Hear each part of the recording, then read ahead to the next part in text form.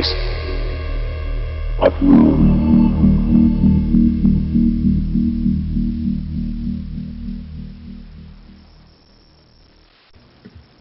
All right, we are here with British ufologist Timothy Good, who has been this for over 5 decades and is one of the world's top ufologists, who actually recently just received the Lifetime Achievement Award from the UFO Truth magazine, or the world's top British ufologist.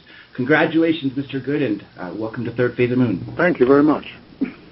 You know, you have had years and years of experience, and as a matter of fact, your book has changed so many lives. It has actually caused people, several of your books, one in particular, Above Top Secret, has caused people to come forward.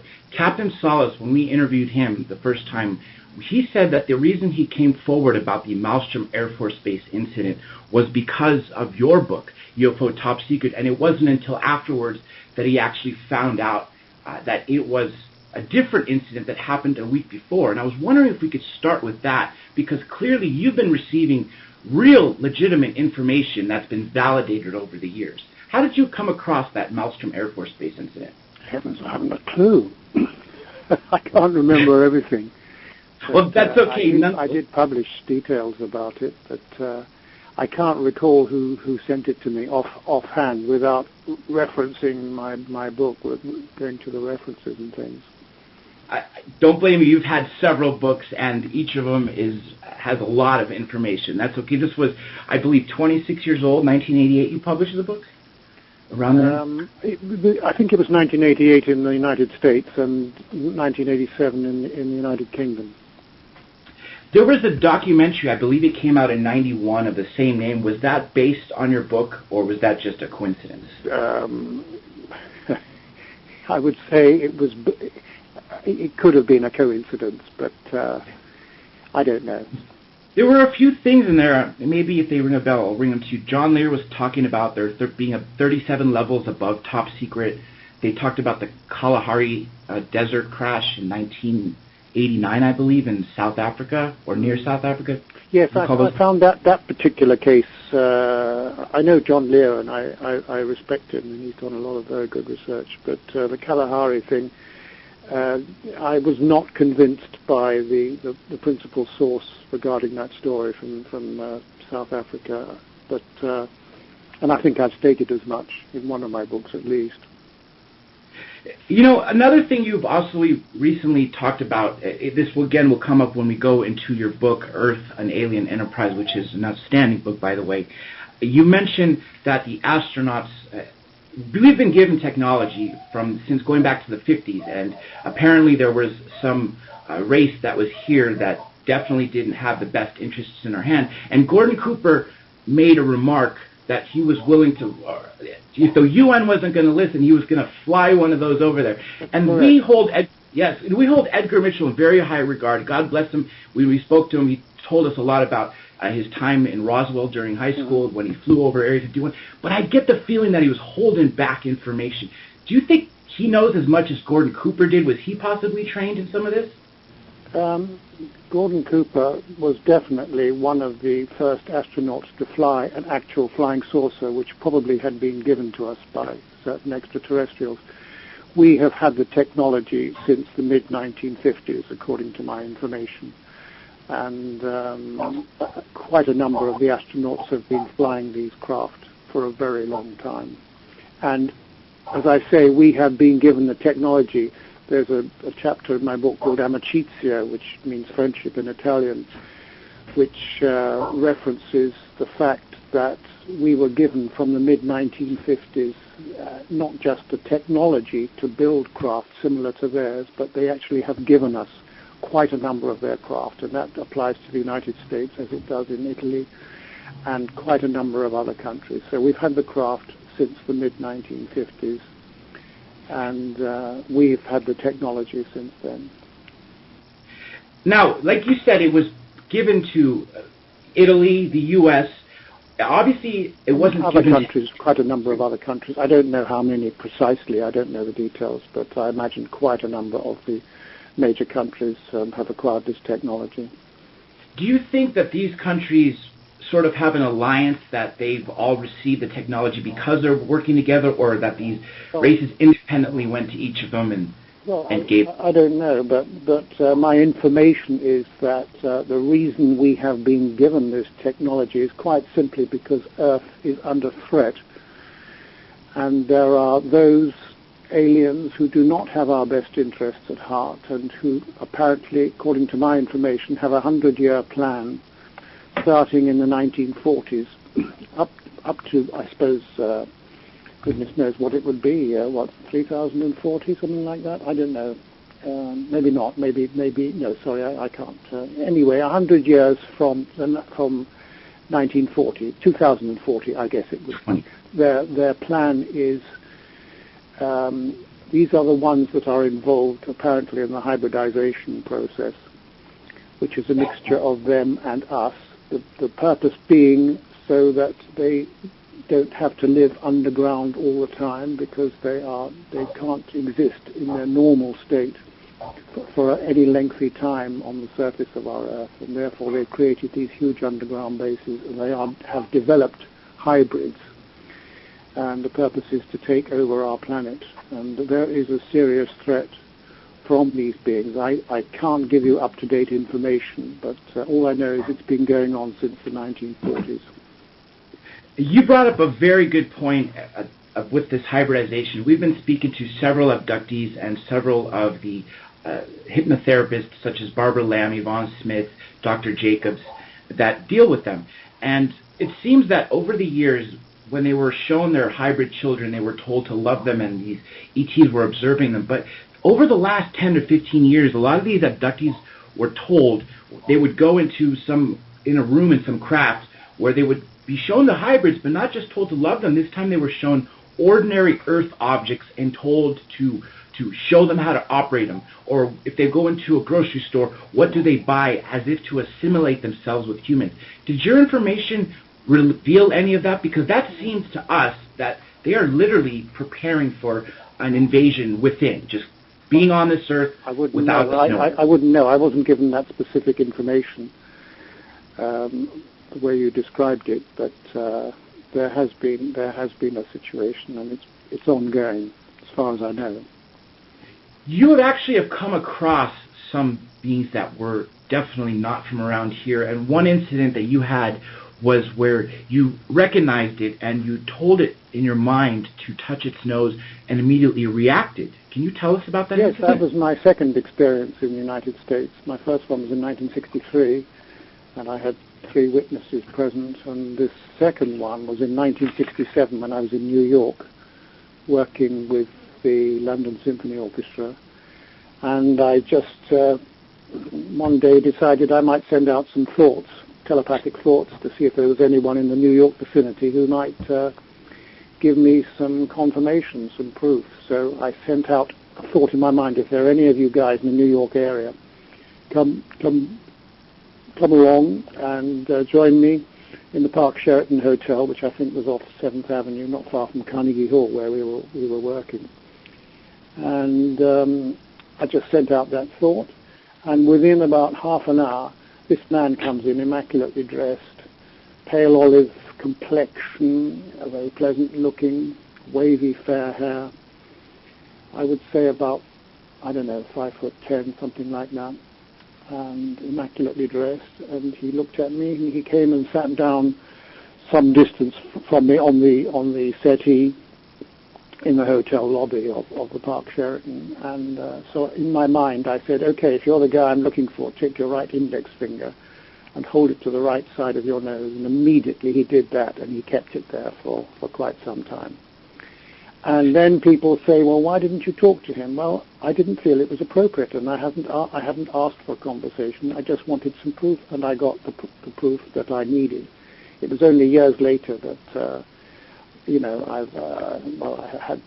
I've actually communicated with one of these beings at least, and that was in Poland about 9 years ago.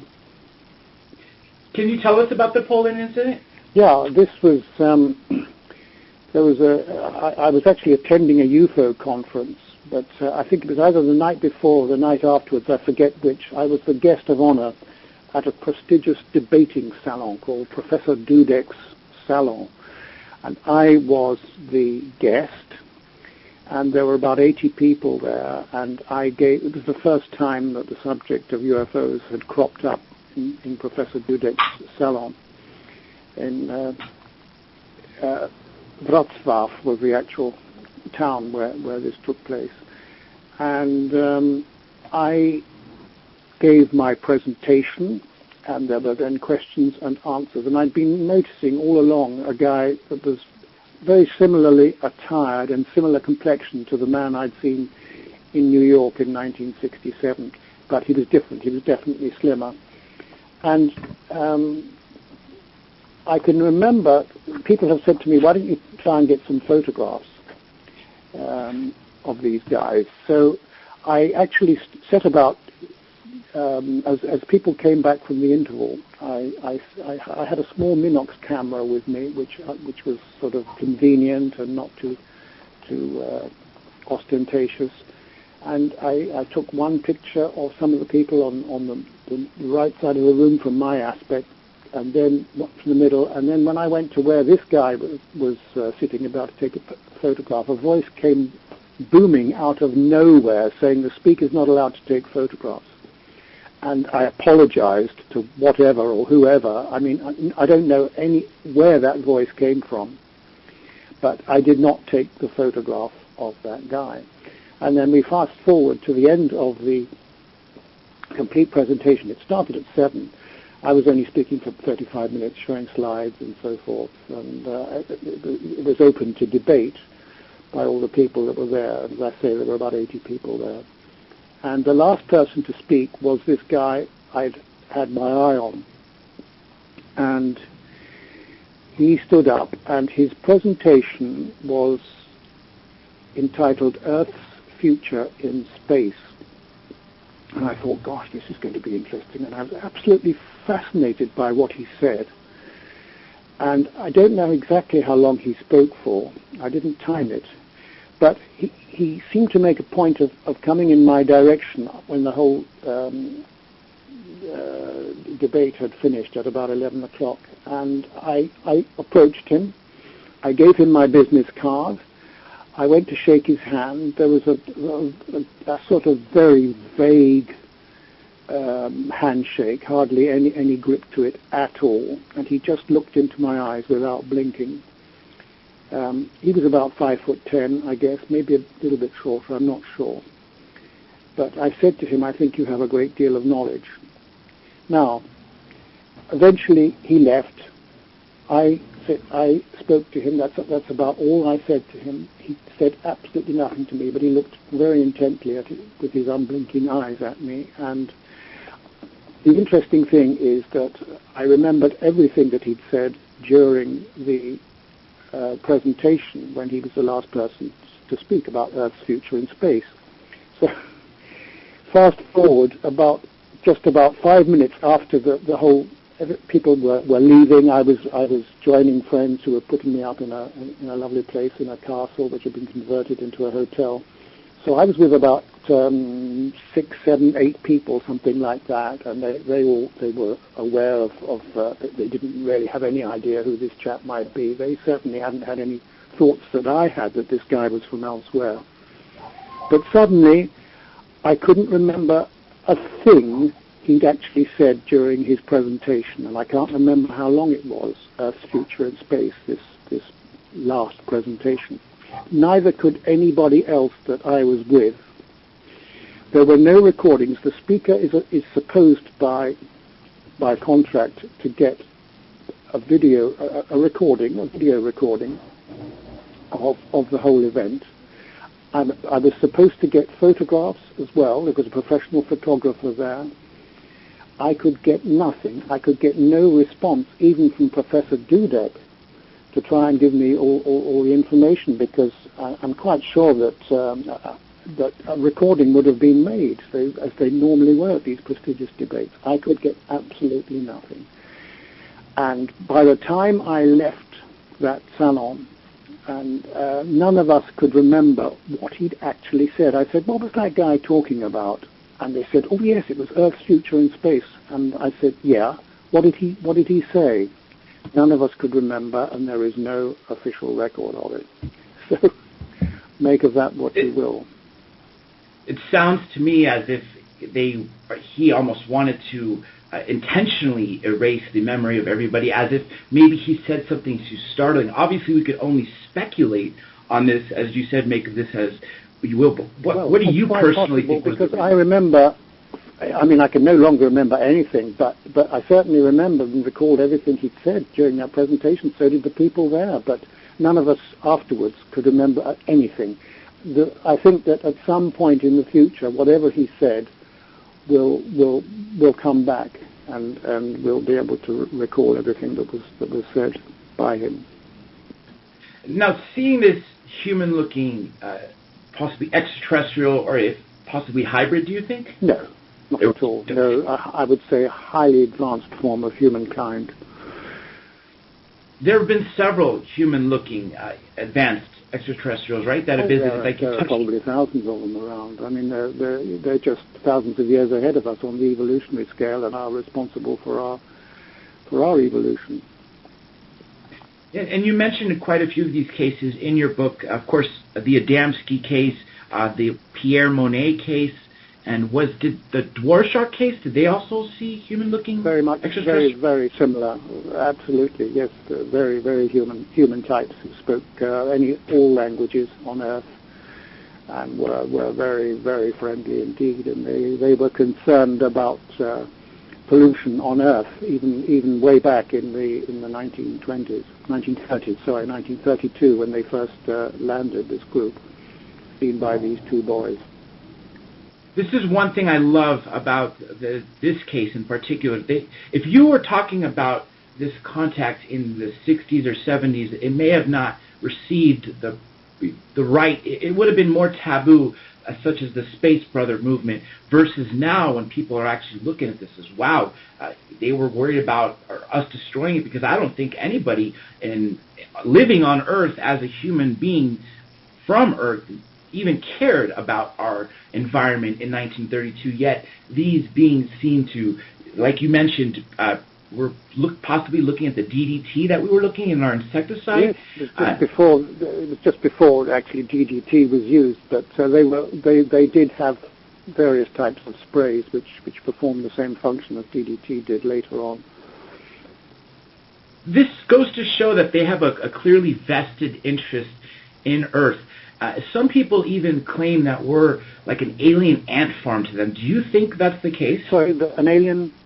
Like an ant farm, where we're just a big laboratory for them that they created to watch us. It's possible. Another case, again, that we just brought up real quick, Adamski. One thing that I didn't know until you brought it up was that he had a U.S. government ordnance card which allowed him... An ordnance pass which gave him access to all military bases throughout the world. And he liaised with very high-ranking officials and with a number of presidents. Kennedy was one of them, and there were various others, and he certainly had 2 meetings with Pope John the 23rd and 2 meetings with Pope Pius, an earlier pope. And he was very well connected at the Vatican and had private meetings with those popes who were well aware of the situation. A lot of its speculation is that the Vatican has been holding on to secrets of this for decades, if not centuries. And clearly, if Adamski was speaking to these 2 popes, obviously they didn't tell us about it. Do you think that the Vatican has been holding this knowledge for... Yes, and I think they've had regular meetings with guys from elsewhere. Same thing with the presidents, right? Do you think there have been any other meetings outside of the Eisenhower and Kennedy I'm aware of. I'm not sure of others, but I would keep a very open mind. It's quite possible that other presidents have had contact. Now, a case that you brought up earlier in this interview, also in your book, I hope I don't mispronounce it because you said it the proper way, Ametia? Ametia. That one. there were some amazingly clear photographs, and one of them happened during some sort of, was it a conference or some sort of gathering, and this object appeared that was very, very clear in the photograph. It's the classic saucer. Can you tell us that incident and what that whole case was about? Well, it's a very, very complicated case. I don't know really how to go. I mean, it was a saga really, comprising a large group of hand-picked people from many countries throughout the world. And for 40 years they liaised with a group of aliens and sometimes traveled in their spacecraft, some of which were lent to us and others which were actually given to us. As I mentioned earlier, the object of the exercise being to counter a serious threat posed to Earth by other groups of aliens. And therefore we were using the craft, and I had the great privilege of going to Italy on 2 occasions, both with my girlfriend, who speaks much better Italian than I do, and we met Professor Stefano Breccia, great guy, a former pilot, a computer expert, and he had flown in these craft on at least 1 occasion, and he had taken a lot of photographs, and I have reproduced some of his close-up photographs of the craft. They're quite small, about 12 feet in diameter at the most. And he was absolutely genuine. I mean, if anyone was genuine in this subject, I would say he was one of the most genuine witnesses I've met in my life, no question about it. And my girlfriend, who's not particularly interested in the subject, was similarly highly impressed by his phenomenal knowledge and honesty. So, you know, we have these craft. I've no idea whether we still do have some of them, but I wouldn't be at all surprised. But eventually, around about 1978, the Amicizia group, Amicizia meaning friendship in Italian, apparently left because there was some conflict situation allegedly going on in one of the Adriatic Sea, where they had huge underground and undersea bases. I think the largest base they had was about 193 miles in length, and you might think, you know, they must take centuries to build these things. They can be built instantaneously and closed down. All the matter, whatever matter is underground, can be all put back, you know, within a very, very short space of time. Such is their phenomenal technology. But since they're, you know, several thousand years ahead of us, it's not really surprising. That's an astonishing number, close to 200-mile long base. But at the same time, it's not that astonishing when you hear other people who seem to have a genuine case, and they talk about these ships that are several hundred miles in length, and yet Who says they're several hundred miles in length? There was one abductee, Stan Romanek, and he talked about being taken to one country. I must say I'm rather suspicious, and always have been suspicious of Romanek's claims. So it doesn't that he would say, you know, or that, you know, I mean, I'm quite sure some of them are very large, miles in length, that's for sure, but I wouldn't say hundreds of miles in length. That would be counterproductive, I would imagine. Nonetheless, with the bases, to be 200 miles wide or big, 200 square miles, I don't know if it was long, but that's reasonable to hold a civilization such as them below us. What other bases can you tell us about where they might be located on this Earth? Oh heavens! I mean, they're constantly changing them. I know they had them under Pine Gap in Australia at one time. There's a huge base, or there was a huge base to the west of Hawaii. I don't know, 100 or so miles, couple of hundred miles maybe to the west of Hawaii, which was used by some of those, the hybridizing species, and I've got a great deal of information about that in my book.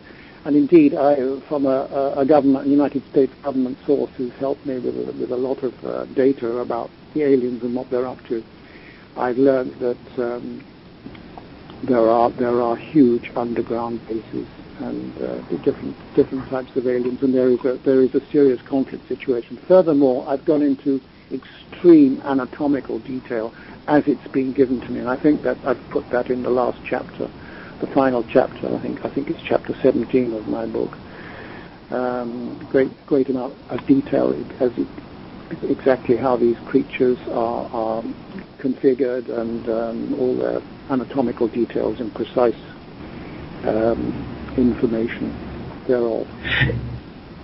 It's a scary thought to know that we have different factions with different intentions living on Earth simultaneously, but at the same time, when you think about how large the universe is and how many different types of species have been visiting us, it's really not that far-fetched at all. And one of the cases you actually brought up in your book again too was about the real little green men, and I thought that was a very astounding case when you showed the drawing. Can you tell us about that? Yeah, sure. This was back in the 1940s, when a Professor Johannes, who was a highly respected author and painter, found himself paralyzed when a flying saucer complete with two small green humanoids landed nearby him when he was trekking in the Italian Alps, and eventually he recovered, and these beings came quite close to him, and eventually they got back in their craft and took off, and he was finally able to recover his movement and went back to his hotel. And there have been a lot of stories like that. But that was the first of, we talk about little green men, but in fact they're extremely rare, and that was one of the rare cases. They've only been reported on a very, very few occasions, which is interesting. There are obviously several different species, and you've described several over the years. Can you, for the listeners and viewers who haven't quite read as much into your work that I wish they hope they have, or will now after this interview, can you describe some of the different races aside from the very common grays and the human-looking ones we discussed as well? Well, there are many that are very, very similar to us. Many different types of species. Do you think that they were that the different types of species, the reason why they're all bipedals, 2 arms, 2 legs, 2 eyes, is because they're a variation of the same race, but yet mixed in with the local race? I think the humanoid is the standard type. A trunk, 2 arms, a head, 2 arms, 2 legs, and so forth. And again, there's a great deal of anatomical detail which is given in my book about these. Well, I've gone from one extreme, the aliens who are most similar to us and who say that they helped develop us genetically from thousands and thousands of years ago, to those strange beings, some of whom seem quite committed to trying to reproduce hybrids on this planet, which is slightly disturbing if that's true. I don't know if it is true, but and they vary. Some of the so-called hybrid types vary. So do the small aliens. There are many different types of small aliens. I just mentioned Professor Johannes and the small 2 green aliens with large, very large round eyes. Many other types of beings have been seen.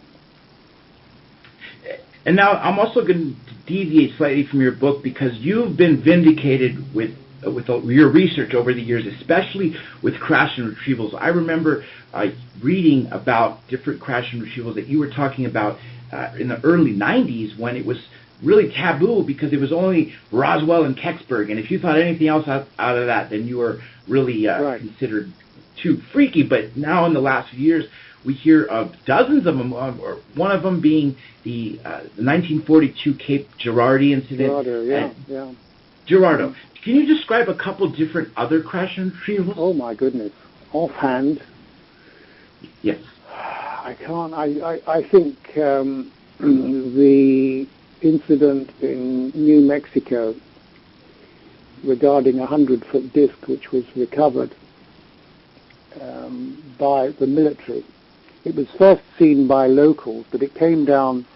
I'm trying to think of the name of the town in New Mexico. It was a small town. I've been out there myself. I've been to the area where the craft actually came down, but it was 100 feet in diameter.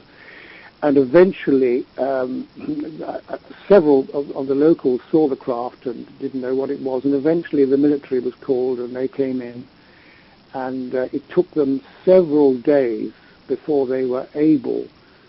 They suddenly touched something on the craft, and they were able to get inside, where there were these, I think, something like 10 or 12 deceased small aliens who'd just suffered completely from a crack in the window, a hole in the window. So they just completely lost consciousness and died. And so the body and craft bodies, all the bodies, I think there were 14 of them, and the craft were taken away by the U.S. military. Does the name Aztec ring a bell? Do you think that was the name of the town? Aztec, yes, that is the one. Yes, I think if I recall correctly. 50, so it was 3 years after the Roswell. Mm-hmm. So after they've already had experience of dealing with crash retrievals.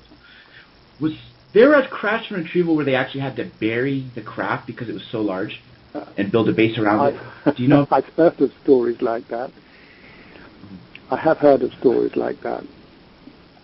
It just seems the more we find out, the further you go down this rabbit hole, it seems that what used to sound strange years ago is not so strange anymore. And that's the scary part with this. Yeah. What would you say is the most startling revelation you've uncovered in the 56 years of your work? Oh, I'd be hard-pressed to answer that one. Okay.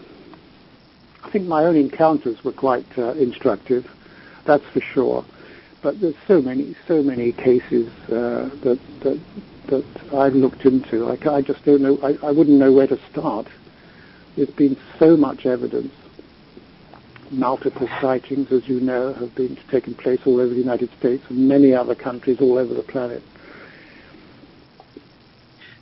Now, we could only speculate on what the future can bring, and we could hope that things such as the citizen hearing had an impact. I remember when we had Senator Gravel on, he came on as an open-minded skeptic, just like all the committee did, and you could see the transformation after the 5 days of testimony. And I would wish that the same example would go throughout the world in possibly a UN setting, but at the same time I fear that disclosure will never happen. Sadly, that I believe that may possibly be the case, but you know much more. And again, this is only speculation. What do you think is going to happen with this topic in general? I have no idea.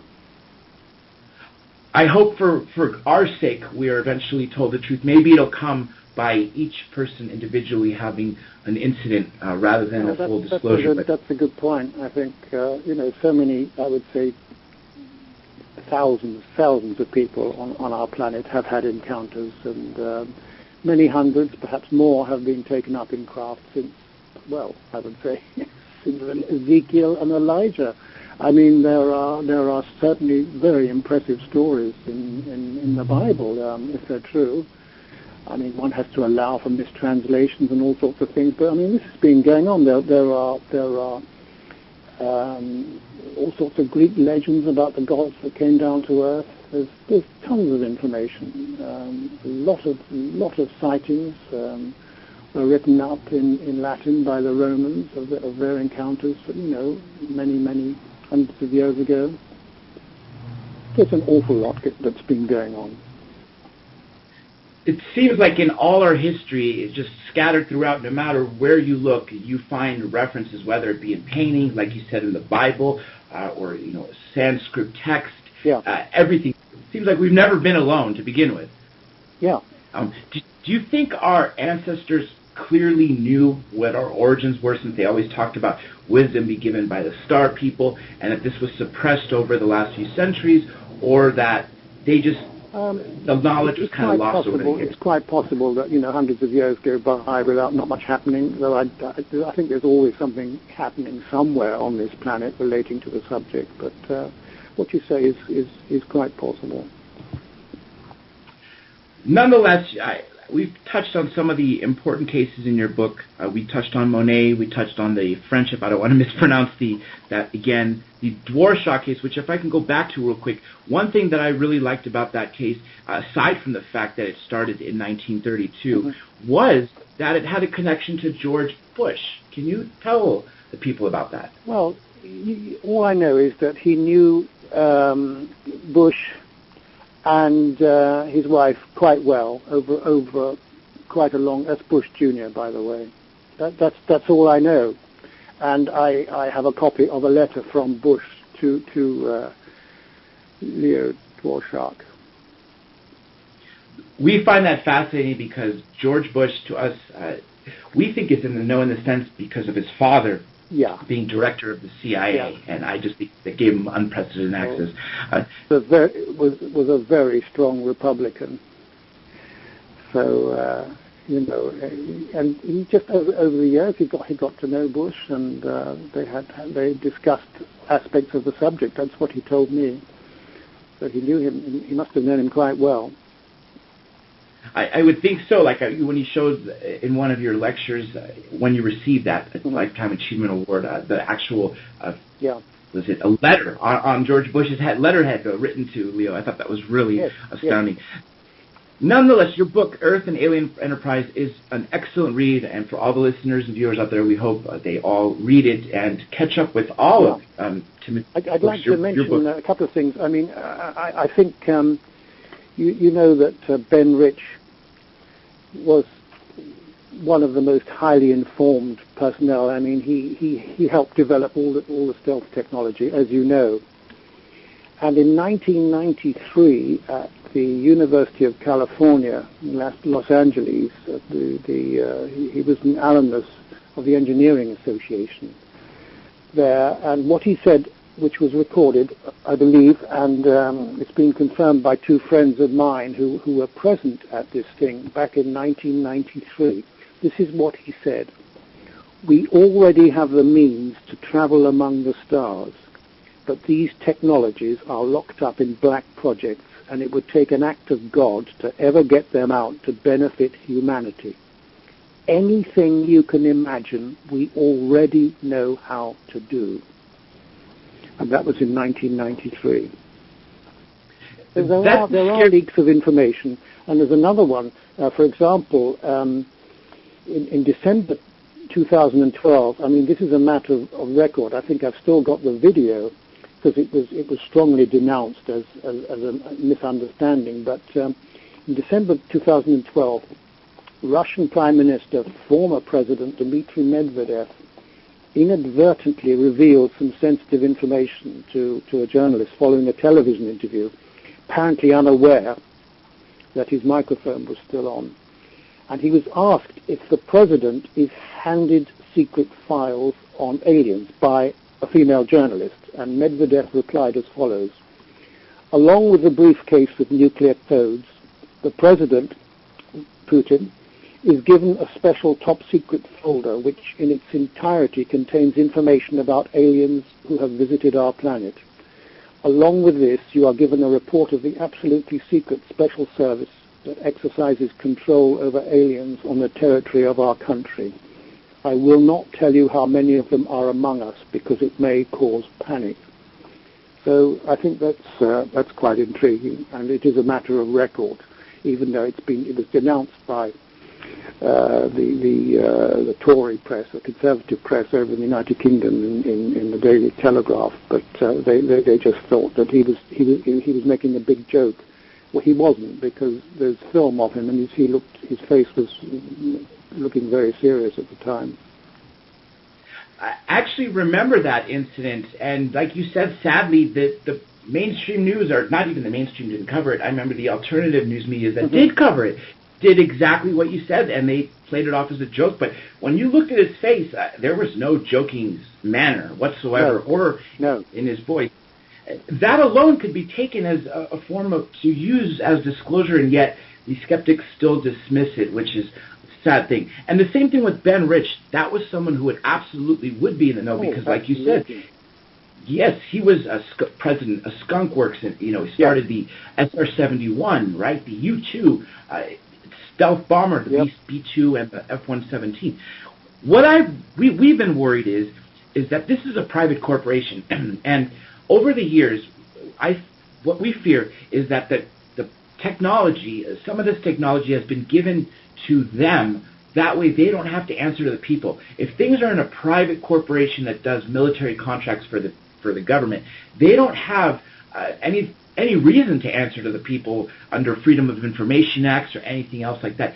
Do you think over the years a lot of this technology has gone into such private corporations? Yes, definitely. No question about it. All in black budgets. Just like Ben Rich said, and sadly it is locked up in there. Do you think we'll ever be able to crack that, just doing what we're doing, this continuing to talk about this openly and spreading the word? I think so. I think a lot more information will come out. I think most people in government haven't the faintest idea what's going on. It's mostly in a military cover-up. You're right. It absolutely has been, and it still continues to go on to this day. Even Hitler possibly had something, right? Was there possibly a crash in 1936? Yes, I haven't. They were definitely experimenting with disc-shaped craft. That much I know. As to how far exactly they got, I am not so certain. But there's been a lot of research done on that. And the fact that they were testing that technology in the 30s and early 40s, well earlier before we even got to passing the speed of sound conventionally, is just a thought, because it just proves that what our mainstream uses, such as a Boeing jet flying 400, 500, 600 miles an hour, rather than using something that could literally traverse the earth in matters of seconds. We need to close that gap, and I hope it comes out for the right. I think it's quite possible that, you see, in 1933, a craft landed outside Milan. It crash-landed and was recovered. More, I don't know to what extent the damage was, but it was recovered. So it's quite possible the Germans eventually got access to that craft, or the Italians shared the information with the Germans, because the Germans were certainly early on the scene regarding studying the subject. There's no question about that. And of course, there was the Italian-German connection with Mussolini and Hitler. Yes. And I think that very well could have tied in together, and that's maybe why they thought they could take over the world, because they kind of had the technology. Yes. I don't know whether I just mentioned very briefly that I've, thanks to information given to me by Bill Steinman, a very fine researcher, who I spent time with in California many years ago, William Steinman, a great researcher. He actually made inquiries, and he discovered that Henry Kissinger was in charge since the 1940s, the early 1940s, of the UFO problem. And there's a lot of information. This was confirmed by the guy who headed the Office of Special Studies, Dr. Eric Wang, and his wife confirmed this on the phone, recorded conversation with Bill Steinman. I would definitely think Kissinger would be involved in this, because he was involved with Nixon. Nixon was vice president to Eisenhower when the meeting and the early days of MJ-12. So I think that fits perfectly well. Sadly, he's not talking publicly on this, but maybe one day we could actually, maybe your friend can get him up to talk, or maybe Kissinger will just come forward. But that's what we hope for. Nonetheless, it's been an honor speaking with you about your book, about your work, and about everything. Is there anything else you want to tell the viewers of Third Phase of Moon and the listeners of Revolution Radio? I can't think. I just encourage people to study this subject objectively when it's possible. It's such a very complicated subject, many different aspects of it, and we just have to study as much as we can, and to establish communications with people who are really in the know where possible, because a lot of these people aren't allowed to talk, as you're well aware. But I think as time goes by, I mean, look at Gordon Cooper. He's come forward and said he's actually flown a real flying saucer, and he offered to land it outside the United Nations building, and that was confirmed by a friend of mine who knew Gordon Cooper very well. I did know Cooper, but very sadly, we talked over the phone, I think, on one occasion, and exchanged correspondence. But I very much regret never meeting him in person, and I had greatest respect for him. We are actually very happy that he came forward and talked, because he was one of the highest, I guess, person you could say in the United States, short of a president or anything. Also, again, with Gordon Cooper, sadly, when he passed away, the only person left to talk about him now that knew him on that level of being an astronaut was. I'd just like to add.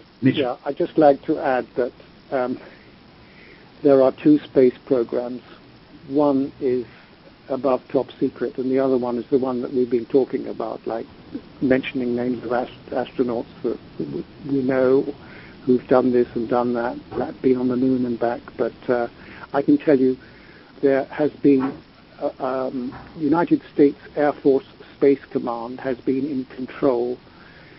They have a base in the middle of the Pacific Ocean where they've for decades have been, according to my information, have been launching stuff to the moon back and forth. I don't know much more than that, but the sort of Challenger shuttles and things like that, that's not the real space program. There is a real space program, and it's quite well advanced, according to my information, to the extent that we're probably certainly on the moon already. Some of your guys anyway, and almost certainly on Mars as well. That such is a technology that we have. We are in total agreement with you there. We believe that NASA is sort of the cover space program for us to lead us astray. Absolutely. And during the citizen hearing, as a matter of fact, one of the witnesses was talking about a secret space program, and right then Senator Gravel went on to confirm it. One thing I wanted to add and actually ask you is, some people have claimed that over the years, when we've sent up a conventional spacecraft, we would actually send in a military astronaut as well. Do you know if that was the case when they sent one with NASA, or was that just always in the secret space program? I don't know, but I think rather the latter, what you say, that it's part of the secret space program that's going on, which we just don't hear about. Well, nonetheless, like you said in your first book, or was it your first book, Above Top Secret, there's so much information out there that is classified that we clearly are not being told of, and we're learning more throughout the years, and you have done an astounding job of uncovering this information. And as I mentioned earlier in the interview, at least one person that I've spoken to has directly come forward because of what you've written, and we'd like to thank you for all ufology, for the impact that you've had, and it has been a pleasure and an honor to speak with you. Let me plug in your website as well for everybody out there, timothygood.co.uk, and all of your books are available on Barnes & Noble and Amazon. Anything else, Mr. Good? No, just thank you very much for the interview, and I hope it's productive, stimulates interest in those who may be extremely skeptical, sometimes rightly, about this vast subject. Third phase of moon.